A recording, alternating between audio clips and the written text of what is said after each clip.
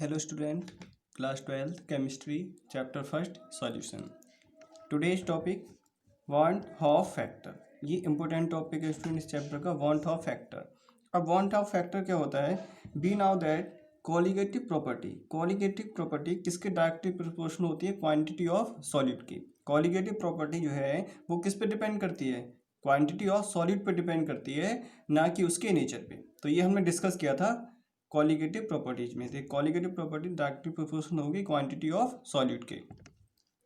अब देखिए, जैसे हमने कोई भी यहाँ पे सॉल्वेंट लिया, उस सॉल्वेंट में अगर हम शुगर सॉल्यूशन को डिसॉल्व करेंगे, उसमें अगर शुगर सॉल्यूशन को डिसॉल्व किया तो शुगर सॉल्यूशन यहाँ पे क्या होगा, उसका आयनाइजेशन नहीं होगा. और आयनाइजेशन होने के ना भी हमें कितना यहाँ पे 1 शुगर मॉलिक्यूल ही मिलेगा. लेकिन अगर हम इसमें NaCl है या और कोई अदर सॉल्वेंट सॉल्यूट को इसमें डिसॉल्व करें, तो जैसे हमने सॉलिड को डिसॉल्व किया, यहाँ पर हमने NaCl को डिसॉल्व किया, NaCl सॉलिड को, तो हमने ये देखा जब हमने इसको डिसॉल्व किया तो हमने तो एक डिसॉल्व किया है, NaCl का 1 मॉलिक्यूल डिसॉल्व किया है. लेकिन जब हमने उसको लिक्विड फॉर्म में डिसॉल्व किया तो वो आयनाइजेशन के बाद किसने में चेंज हो गया? 2 मॉलिक्यूल में चेंज हो गया. तो यहाँ पे आयनाइजेशन में 2 मॉलिक्यूल में चेंज हो गया, जबकि हमने उसका NaCl का 1 मोल लिया था. तो यहाँ पे तो कॉलिगेटिव प्रॉपर्टी का जो रूल है वो क्या हो गया? फेल हो गया. क्यों फेल हो गया? क्योंकि यहाँ पे क्वांटिटी ऑफ सॉलिड कितनी होनी चाहिए थी? यहाँ भी 1 होनी चाहिए थी. जब हमने उसको 1 मोल ऑफ NaCl लिया है तो यहाँ भी उसकी क्वांटिटी कितनी आनी चाहिए थी? 1 मोल आनी चाहिए थी. लेकिन उसका क्या हो गया? डिसॉल्यूशन. तो डिसॉल्यूशन के बाद यहाँ पे हमें क्या फॉर्म हुआ है? NaCl और Na पॉजिटिव और Cl नेगेटिव, यानी डिसॉल्यूशन के बाद 2 मोल हमें बने हैं इसके. तो इसको डिफाइन करने के लिए वॉन हॉफ ने अपना फैक्टर दिया था, जिसे वॉन हॉफ फैक्टर बोलते हैं. तो इसमें हम डिसोसिएशन के केस में क्या करते हैं और एसोसिएशन के केस में. डिसोसिएशन के केस में हम क्या करेंगे, यहाँ पे हमने 1 मोल लिया है तो 1 मोल क्या हो गया? 2 में चेंज हो गया, तो उस कंडीशन में डिसोसिएशन हो गया. अब अगर हमने 2 मोल लिए हैं, 2 मोल अगर सॉल्वेंट हमने उनको सॉल्वेंट में डिसॉल्व किया है, तो अगर उनका एसोसिएशन हो गया तो वो 1 मोल में चेंज हो गए. तो उस कंडीशन में वॉन हॉफ ने अपना एक रूल दिया था जिसको वॉन हॉफ फैक्टर I बोलते हैं. एग्जाम्पल NaCl है. अगर NaCl को हमने डिसॉल्व किया है तो उसका NaCl का हमने डिसॉल्व किया तो उसकी नॉर्मल वैल्यू कितनी है? 1 है. जो थियोटिकल हमें पता है कि हमने NaCl का 1 मोल है, NaCl के 1 मोल को हमने डिसॉल्व किया है लिक्विड में. लेकिन हुआ क्या? लिक्विड में क्या हुआ? NaCl जो आयनाइज हो गया, और आयनाइज होके उसने 2 मोल दिए. तो क्वांटिटी ऑफ सॉल्यूट यहाँ पे क्या हो गई? डिसमिस हो गई. यानी क्वांटिटी ऑफ सॉल्यूट हमने 1 ली थी और यहाँ पे क्वांटिटी ऑफ सॉल्यूट कितनी आ रही है? 2. तो कॉलिगेटिव प्रॉपर्टी क्या हो गई? फेल हो गई. अब देखिए यहाँ पे NaCl है, NaCl का हमने 1 मोल लिया, तो यहाँ पे हमें Na पॉजिटिव और Cl नेगेटिव, यानी इसका डिसोसिएशन हुआ. तो यहाँ पे T क्या था? 0, यानी टाइम जो था वो 0 था. T0 पे NaCl कितना था? 1 था. और Na पॉजिटिव कितना था? 0. और Cl कितना था? 0. क्यों? क्योंकि अभी तो हमने स्टार्ट ही नहीं किया डिसोसिएशन स्टार्ट ही नहीं किया है, क्योंकि T की वैल्यू 0 है. फिर उसके बाद जब हमने डिसोसिएशन किया तो हमने टाइम क्या ले लिया इसका? T second. तो हमने जब डिसोसिएशन स्टार्ट किया तो यहाँ पे जो NaCl है वो डिसोसिएट होके Na प्लस और Cl नेगेटिव में चेंज हो गया. तो यहाँ पे इसके कितने मोल हो गए? Na के 1 मोल, और Cl के कितने मोल हो गए? 1 मोल. तो ये डिसोसिएट होके 1 मोल Na पॉजिटिव मिला हमें और Cl नेगेटिव 1 मोल मिला डिसोसिएशन पे. तो इसमें अब observe number of moles of solid कितने हो गए? जो observe number moles of solid है वो कितने हुए? 2. क्योंकि जो ऑब्जर्व हुआ है डिसॉल्व करने के बाद वो कितने हुए? 2. और जो थियोटिकल जो हमने नॉर्मल नंबर ऑफ मोल्स लिए थे वो कितने थे? 1. यानी NaCl हमने जो नॉर्मल नंबर था, जो थियोटिकल वैल्यू थी, जो हमें पता थी, वो कितनी थी? 1 थी. ऑब्जर्व के बाद क्या हुआ? डिसॉल्व करने के बाद जो observe number of moles of solute कितने आए? 2. तो इस कंडीशन में हम I फैक्टर को यूज करेंगे. तो I क्या होती है? बॉन्ड टाइप फैक्टर क्या होता है? Observe colligative property. इसका फॉर्मूला क्या होता है? Observe colligative property upon theoretical या normal number of moles of solute. तो ऑब्जर्व कॉलिगेटिव प्रॉपर्टीज कितनी है इसमें? 2. यानी जो ऑब्जर्व हुआ है वो कितना आया? 2. और जो नॉर्मल हमने लिया था, जो नॉर्मल सॉल्यूट का मोल्स लिया था वो कितना था? 1. तो यहाँ पे I की वैल्यू कितनी आ गई? 2. अब देखिए इसे समझिए, ये जो टेबल है ये समझ में आ गई तो ये पूरा टॉपिक समझ में आ जाएगा. अब देखिए डिसोसिएशन के केस में देखिए, पहले डिसोसिएशन था, डिसोसिएशन हमने किया तो यहाँ पे quantity of solute quantity of solute पे क्या इफेक्ट पड़ा? डिसोसिएशन केस में हमारा 1 मोल हमने सॉल्यूट को डिसॉल्व किया, 1 मोल सॉल्यूट को डिसॉल्व किया तो क्वांटिटी ऑफ सॉल्यूट वो डिसॉल्व होने के बाद जो सॉल्यूट की क्या क्वांटिटी है वो कितनी हो गई? 2 मोल हो गई। यानी सॉल्यूट की क्वांटिटी कितनी हो गई? 2 मोल। तो वहाँ पे क्या हो गया? डिसोल्यूशन में क्वांटिटी ऑफ सॉल्यूट इंक्रीज हो गया। क्वांटिटी ऑफ सॉल्यूट क्या हो गया? इंक्रीज। जब क्वांटिटी ऑफ सॉल्यूट इंक्रीज हुआ है तो यहाँ पे क्वालिटेटिव प्रॉपर्टीज भी क्या होगी? इंक्रीज, क्योंकि क्वांटिटी ऑफ सॉल्यूट के डायरेक्टली प्रोपोर्शन होती है क्वालिटेटिव प्रॉपर्टीज, तो ये भी इंक्रीज हो जाएगी। मोलर मास ऑफ सॉल्यूट पे क्या इफेक्ट पड़ेगा? मोलर मास ऑफ सॉल्यूट क्या होगा? इसका डिक्रीज हो जाएगा। मोलर मास ऑफ सॉल्यूट क्या हो जाएगा? डिक्रीज, क्योंकि यहाँ पर जो NaCl था, NaCl का जो मास था, NaCl का जो मास था वो क्या हो गया? Na पॉजिटिव और Cl में चेंज हो गया। तो मोलर मास ऑफ सॉल्यूट क्या हो गया? देखिए जैसे ये है, ये हमारे पास कोई NaCl है, ये पूरा कंपाउंड है, ये पूरा मोल्स क्या है? NaCl है, 1 मोल है। जब हमने इसको डिसोसिएट किया तो ये कितने में चेंज हो गया? 2 में चेंज हो गया। जब 2 में चेंज हो गया तो जो इसका मास था, जो इसका मोलर मास था पूरे का, वो कितना था? ज़्यादा था। जब हमने इनको डिसोसिएशन किया यानी इसको डिसोसिएट हुआ तो इसका मोलर मास क्या हो गया? कम हो गया। तो इसका मास क्या हो जाएगा? मोलर मास ऑफ सॉल्यूट का वो कम हो जाएगा, लेकिन क्वांटिटी ऑफ सॉल्यूट इंक्रीज हो जाएगी, क्योंकि क्वांटिटी हमारे पास कितनी थी? सॉल्यूट की 1 थी। क्वांटिटी कितनी थी? 1 थी सॉल्यूट की। जब हमने इसको डिसोसिएट किया तो क्वांटिटी तो इंक्रीज हो गई, लेकिन जो मोलर मास है सॉल्यूट का, मोलर मास क्या हो गया? कम हो गया, क्योंकि इसका मोलर मास कम था, ज़्यादा था, और जब हम इसको डिसोसिएट कर दिया तो मोलर मास हमारा क्या हो गया? कम हो गया। तो इसलिए क्वांटिटी ऑफ सॉल्यूट क्या होगी? इसमें इंक्रीज हो जाएगी, क्योंकि 1 सॉल्यूट से 2 मोल ऑफ सॉल्यूट बनने, तो क्वांटिटी ऑफ सॉल्यूट इंक्रीज होगी तो क्वालिटेटिव प्रॉपर्टीज भी यहाँ पे इंक्रीज हो जाएगी, लेकिन मोलर मास जो होगा वो कम हो जाएगा। तो डिसोसिएशन केस में क्या होता है? जो आई है, बॉन्ड ऑफ फैक्टर है, उसकी value less than 1 greater than 1 होती है। उसकी वैल्यू कितनी होती है? Greater than 1। और एसोसिएशन के केस में जो आई की वैल्यू है वो लेस देन 1 आएगी हमेशा, और डिसोसिएशन केस में आई की वैल्यू ग्रेटर देन 1 होती है। अब एसोसिएशन केस में वो क्या होगा? एसोसिएशन केस में क्वांटिटी ऑफ सॉल्यूट क्या होगी? डिक्रीज होगी, क्योंकि एसोसिएशन किसका होगा? एसोसिएशन कैसे होगा? जब मॉलिक्यूल्स आपस में जुड़ जाएंगे, तो यहाँ पे हम 2 मॉलिक्यूल्स ऐड कराएंगे। यहाँ पे हमने 2 मॉलिक्यूल्स ऑफ सॉल्यूट को ऐड कराया और वो सॉल्यूशन में जाके 2 मॉलिक्यूल एसोसिएट हो गए। तो 2 से कितने मॉलिक्यूल बनेंगे? यहाँ पे 1। जब 2 से 1 मॉलिक्यूल बने तो क्वांटिटी ऑफ सॉल्यूट तो क्या होगी? डिक्रीज हो गई ना, क्योंकि क्वांटिटी ऑफ सॉल्यूट डिक्रीज हो गई। हमने 2 मोल लिए थे, 2 मोल ऑफ सॉल्यूट को डिसॉल्व कराया, तो 2 मोल सॉल्यूट डिसॉल्व होने के बाद 1 में चेंज हो गया। जब 1 में चेंज हो गया तो यहाँ पे जो क्वांटिटी ऑफ सॉल्यूट है वो तो क्या हो गई? डिक्रीज हो गई ना, क्योंकि 2 से 1 हो गया।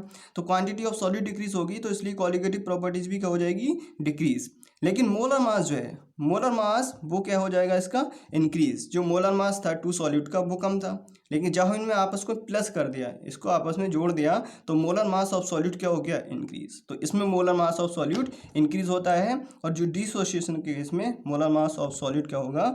डिक्रीज होगा। Molar mass of solute decrease होगा, क्योंकि जो सॉल्यूट है वो डिसोसिएट हो जाता है उसका। इसमें एसोसिएशन के केस में जो मोलर मास है वो इंक्रीज हो जाता है, क्योंकि 2 मॉलिक्यूल्स आपस में एसोसिएट होके 1 मॉलिक्यूल का फॉर्म करेंगे, तो वहाँ पे मोलर मास क्या होगा? सॉल्यूट का इंक्रीज हो जाएगा। लेकिन क्वांटिटी ऑफ सॉल्यूट ध्यान रखना, इसमें क्या होती है? क्वांटिटी ऑफ सॉल्यूट इंक्रीज, और यहाँ पे क्वांटिटी ऑफ सॉल्यूट क्या हो जाती है? एसोसिएशन में डिक्रीज हो जाती है। अब फार्मूला इसके क्या हो जाएगा? आई के। अब आई के 2 फार्मूले बन जाएंगे, क्योंकि एक में मोलर मास क्या हो रहा है? डिक्रीज, और दूसरे में मोलर मास क्या हो रहा है? इंक्रीज। तो आई का एक तो फार्मूला ये रहेगा, observe number of molar mass of solute. जो observe number molar mass of solute है वो upon normal moles of solute, normal या theoretical number of moles of solute. एक तो फार्मूला ये हो जाएगा।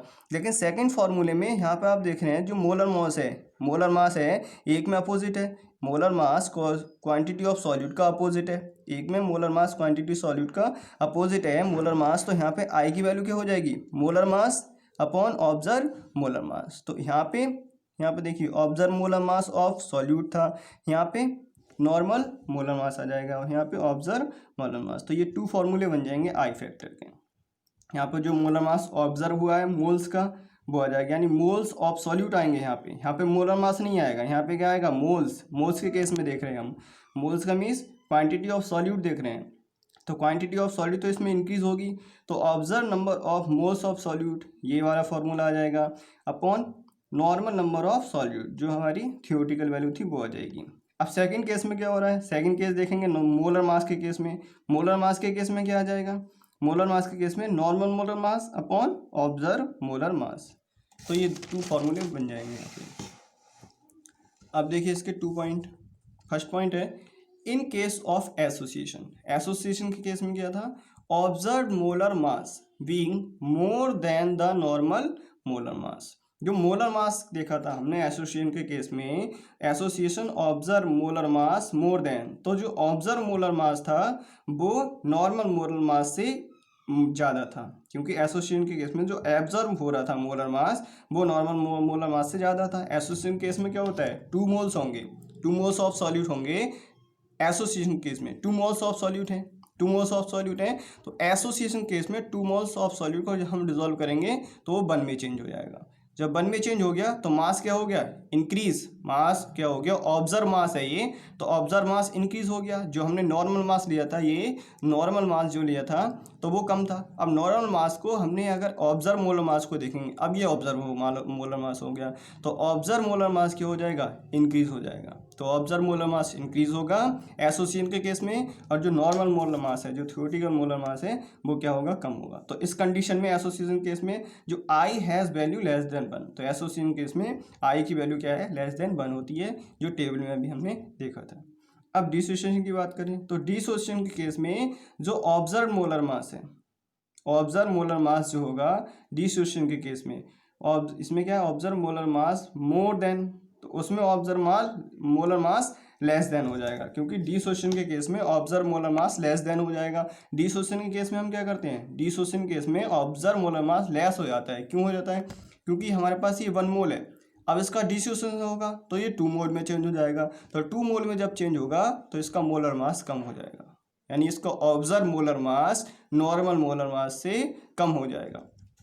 तो एसोसिएशन केस में जो ऑब्जर्व मोलर मास है वो मोर देन होता है नॉर्मल से, और डिसोसिएशन केस में the want of factor is more than 1, इसमें वांट ऑफ फैक्टर जो होगा डिसोसिएशन में वो मोर देन 1 होता है, because the observe molar mass has less value, क्योंकि ऑब्जर्व मोलर मास की वैल्यू जो होती है वो लेस होती है किससे, नॉर्मल मोलर मास से। क्यों, क्योंकि वो 2 में चेंज हो जाता है, डिसोसिएशन होके किस में चेंज हो जाता है, 2 में, तो ऑब्जर्व वैल्यू क्या हो जाती है, कम हो जाती है नॉर्मल से। तो ये 2 पॉइंट यहाँ पे याद रखेंगे, जो कि हमने टेबल में भी डिस्कस करे हैं पीछे। अब want of factor I modify the equation for colligative property. और वांट ऑफ फैक्टर जो है डिसोसिएशन और एसोसिएशन का केस आने के बाद जो वांट ऑफ है उनने क्या करा, कॉलिगेटिव प्रॉपर्टीज़ को मॉडिफाई किया। और कॉलिगेटिव प्रॉपर्टीज़ को मॉडिफाई कैसे किया, देखिए जो 4 कॉलिगेटिव प्रॉपर्टीज़ थी, रिलेटिव इन लोअरिंग प्रेशर, तो रिलेटिव लोअरिंग प्रेशर का formula delta P equal to P0 minus X solute, यानी यहाँ पे एक्स भी था, एक्स भी क्या था, मोल्स ऑफ, एक्स भी क्या था, मोल फ्रैक्शन ऑफ सॉल्यूट। तो यहाँ पे हमने आई और जोड़ दिया इसमें, यानी वांट ऑफ फैक्टर को और ऐड कर दिया, मल्टीप्लाई कर दिया। अब elevation in boiling point, elevation in boiling point का ही फॉर्मूला हमारा ये था, delta T B equal to K B into M, तो यहाँ भी हमने आई से मल्टीप्लाई कर दिया इसको। डिप्रेशन इन फ्रीजिंग पॉइंट का फॉर्मूला ये था, delta T F equal to K F M, तो यहाँ भी हमने आई से मल्टीप्लाई कर दिया। ऑस्मोटिक प्रेशर क्या था, पाई इक्वल टू CRT, तो यहाँ पे भी हमने आई से इसको मल्टीप्लाई कर दिया। तो इस वांट ऑफ ने क्या किया था, मॉडिफाई किया था कॉलिगेटिव प्रॉपर्टीज़ को। अब हम इसको डिसोसिएशन और एसोसिएशन केस में इसको डिस्कस करेंगे, इसका फॉर्मूले को। देखिए degree of dissociation, degree of dissociation में क्या होता है, डिसोसिएशन में क्या होता है, जो 1 मोल है वो 2 में चेंज हो जाता है, 2 में चेंज हो जाता है, और जो मास है, मोलर मास है, वो डिक्रीज हो जाता है।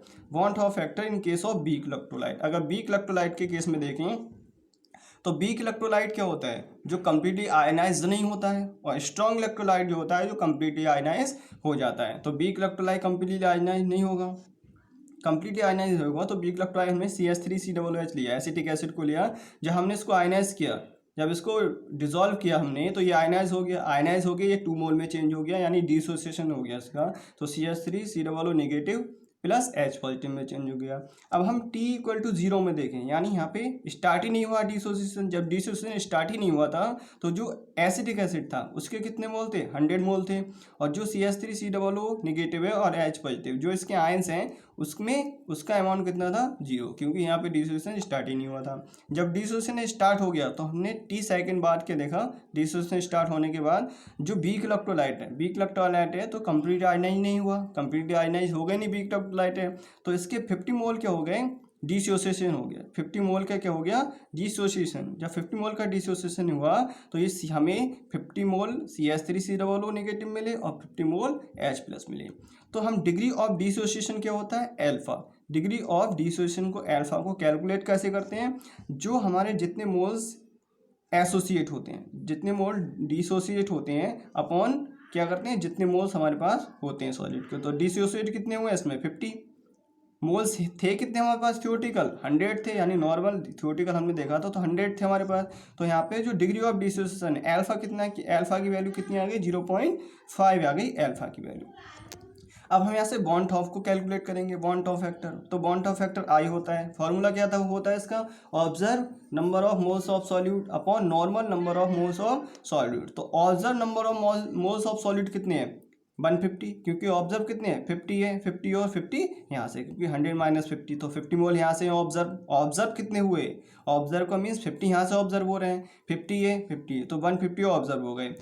नॉर्मल कितने थे, थियोरेटिकल हमने देखा हमारे पास 100 मोल लिए थे हमने, तो थियोरेटिकल कितने आ गए 100, यानी नॉर्मल नंबर कितना आ गया 100। तो आई की वैल्यू कितनी आ गई 1.5, आई की वैल्यू कितनी आ गई 1.5, जो ग्रेटर देन 1 है। आई की वैल्यू क्या है, ग्रेटर देन 1 है। तो हमने टेबल में यही देखा था कि जो डिग्री ऑफ डिसोसिएशन है उसमें आई फैक्टर जो है, आई फैक्टर की वैल्यू हमेशा ग्रेटर देन 1 आएगी।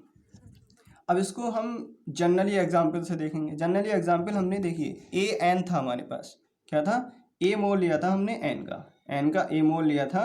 तो जब ये डिसोसिएट हुआ, जब ये डिसोसिएट हुआ, हमने कोई भी नंबर ले लिया, यहाँ पे कोई भी नंबर ले लिया ए मोल का। तो जब ये डिसोसिएट हुआ तो डिसोसिएट के बाद यहाँ पे एन ए मोल बचा, डिसोसिएट के बाद ही किस में चेंज हो गया, एन ए। एन क्या है यहाँ पे, नंबर ऑफ मोल्स जो डिसोसिएशन के बाद फॉर्म हुआ है, और ए क्या है, एन क्या है, नंबर इसका नंबर है जितने मोल डिसोसिएट हुए हैं ए के। तो एन नंबर ऑफ मोल्स हैं जितने मोल डिसोसिएट हुए ए के। अब देखिए यहाँ पे हम T इक्वल टू 0 देखेंगे, यानी T जब टाइम 0 सेकेंड लिया हमने तो इसके मोल कितने थे 1 और इसका मोल कितना था 0, क्योंकि डिसोसिएशन स्टार्ट ही नहीं हुआ है, टाइम तो 0 है तो इसलिए यहाँ पे 1 था, इसका 0 था। जब टाइम स्टार्ट हुआ, यानी जब डिसोसिएशन स्टार्ट हुआ तो अल्फा हमने मान लिया कि डिग्री ऑफ डिसोसिएशन हमने अल्फा ले लिया कि अल्फा मोल इसके डिसोसिएट हो गए। तो अल्फा मोल जब डिसोसिएट हुए हैं तो 1 माइनस अल्फा करेंगे इसको, यानी अल्फा डिसोसिएट हुए हैं 1 में से तो 1 माइनस अल्फा करेंगे। और यहाँ पे जो ए है, यहाँ पे जो ए है तो ए कितना आ जाएगा, अल्फा आ जाएगा, यानी इसका ए अल्फा जब डिसोसिएट हुआ है तो यहाँ पे भी अल्फा आएगा। जैसे यहाँ पे 50 डिसोसिएट हुए तो यहाँ पे 50 आया था, तो ऐसे यहाँ पे जब अल्फा डिसोसिएट हुआ है तो यहाँ पे भी अल्फा आएगा, ए का अल्फा आ जाएगा, एन जो है नंबर वो यहाँ पे लग जाएगा तो एन अल्फा हो जाएगा। अब इससे हम आई फैक्टर को कैलकुलेट करेंगे तो फॉर्मूला क्या हो जाएगा, observe number of moles of solute upon normal number of moles of solute. तो ऑब्जर्व कितने हुए हैं, ये मोल्स जो हैं ये ऑब्जर्व तो हैं, तो 1 माइनस अल्फा प्लस क्या करेंगे, इसको प्लस कर लेंगे, यानी प्लस कर लेंगे तो एन अल्फा हो जाएगा। तो इतने मोल हमारे पास डिसोसिएट हुए हैं, 1 minus alpha plus N alpha upon normal mole हमारे पास कितने थे 1, यानी हमने स्टार्ट कहाँ से करा था 1 मोल से स्टार्ट किया था, तो हमने इसको कैलकुलेट किया तो 1 minus alpha plus N alpha इधर आ गया। आई कहाँ पे आ जाएगा, यहाँ पे आई इधर आ गया। तो हमने यहाँ से क्या किया, देखिए या हम इसको ऐसे लिख सकते हैं, ये देखिए 1 हमने हटा लिया, 1 हमने अगर यहाँ से हटाया तब भी आई इक्वल टू क्या है 1 minus alpha plus N alpha है हमारे पास। अब हमने यहाँ से माइनस ये आ गया, माइनस अल्फा प्लस ये, यानी हमने ये वैल्यू जो प्लस की थी 1 का, वो प्लस 1 का कहाँ पे आ गया, इधर आ गया, जो प्लस था 1 का वो इधर आ जाएगा। हमने अल्फा कॉमन ले लिया, अल्फा जब यहाँ से कॉमन ले लिया तो N minus alpha, N minus 1 आ जाएगा, क्योंकि अल्फा हमने कॉमन ले लिया है, एन प्लस का बचा और यहाँ ये माइनस का है अल्फा तो इसलिए माइनस 1 आ जाएगा, यहाँ पे माइनस 1 और यहाँ पे आई माइनस 1 बचेगा। तो alpha equal to I minus 1 upon N minus 1, ये क्या आ जाएगा, ये हमारा फॉर्मल इसकी कैलकुलेशन आ गई डिग्री ऑफ डिसोसिएशन की। अब डिग्री ऑफ एसोसिएशन के केस में देखेंगे, डिग्री ऑफ एसोसिएशन। अब एसोसिएशन के केस में क्या होता है, हम 2 मोल लेते हैं, 2 मोल को जब हम डिसॉल्व कराते हैं तो 1 में चेंज हो जाता है। 2 मोल किस में चेंज हो जाते हैं, 1 में, यानी उसका एसोसिएशन हो जाता है और उसमें मोलर मास जो है वो इंक्रीज हो जाता है। अब हमने 2CH3 यानी 2 एसिटिक एसिड लिए, जब उसको बेंजीन में हमने डिसॉल्व कराया तो बेंजीन में डिसॉल्व कराने के बाद जो एसिटिक एसिड के मोल हैं वो एसोसिएट हो जाते हैं। तो एसोसिएट होने के बाद इसने 1 मोल बना, हमारा 1 मोल फॉर्म हुआ। यहाँ पे जब 1 मोल फॉर्म हुआ है तो यहाँ पे क्या बचा, T = 0, T = 0। 0 समय पे हम देख रहे हैं इसके 100 मोल थे, 0 टाइम पे इसके 100 मोल थे और इसका 0 था क्योंकि T = 0 है। जब जैसे हमने एसोसिएशन स्टार्ट हुआ इसका तो 50 मोल जो हैं वो इसके एसोसिएट हो गए। 50 मोल एसोसिएट जब हुए तो 50 मोल यहाँ पे एसोसिएट हुए हैं और यहाँ पे 2 मोल से ये 1 में चेंज हो रहा है। जब 2 से 1 में चेंज हो रहा है तो इसके जब 50 थे, जो 2 मोल था इसके 50 थे, तो 1 मोल के कितने हुए, 25। 1 मोल के कितने बचे, 25 बचे। तो इसमें आई की जो वैल्यू है, आई की जो वैल्यू, आई को कैसे कैलकुलेट करेंगे, आई को कैसे कैलकुलेट करेंगे, observe mass, observe molar mass upon normal. तो ऑब्जर्व कितना हुआ, ऑब्जर्व कितना हुआ, देखिए यहाँ से क्या बचा, यहाँ 50 बचा, 50 + 25 कितना हो गया, ऑब्जर्व 75। नॉर्मल कितना था, 100। तो इसकी वैल्यू जो है वो लेस देन 1 आएगी। तो डिसोसिएशन केस में हमने टेबल में देखा था वैल्यू लेस देन 1 आ रही थी। अब डिग्री ऑफ एसोसिएशन क्या हो जाएगा, alpha. Degree of association alpha क्या हो जाएगा, 50 मोल इसके क्या हो गए, 50 मोल ऑब्जर्व हो गए। टोटल कितना था, 100। तो डिग्री ऑफ एसोसिएशन जो अल्फा आएगा वो 0.5 आएगा। और डिसोसिएशन केस में भी जो डिग्री ऑफ एसोसिएशन है वो 0.5 आ रहा था क्योंकि वैल्यू हमने सेम ली है इसलिए। अब इसको हम नॉर्मल एग्जाम्पल से चेक करेंगे, नॉर्मल एग्जाम्पल से इसको सॉल्व करेंगे। तो Na मोल हमने लिए हैं, तो Na मोल यानी एसोसिएट होंगे। यहाँ पे Na है नंबर ऑफ मोल्स, अब ए के नंबर ऑफ मोल्स कितने भी हो सकते हैं, 1 2 3, जनरल एग्जाम्पल हमने ले लिया। तो ये किस में चेंज हुआ है, An में, यानी 1 मोल में चेंज हुआ है, ये 1 मोल में चेंज हुआ है। तो T = 0, 0 टाइम पे ये कितना था, 1, ये कितना था, 0, क्योंकि टाइम यहाँ पे स्टार्ट ही नहीं हुआ एसोसिएशन। जब एसोसिएशन स्टार्ट हुआ तो T = T, यानी T टाइम बाद हमने ये देखा कि इसके 1 मोल, यहाँ पे अल्फा क्या है, अल्फा क्या है, एसोसिएशन, डिग्री ऑफ एसोसिएशन। तो अल्फा मोल इसके क्या हो गए, एसोसिएट, 1 के अल्फा मोल एसोसिएट हो गए, तो इसलिए 1 - अल्फा आ जाएगा यहाँ पे।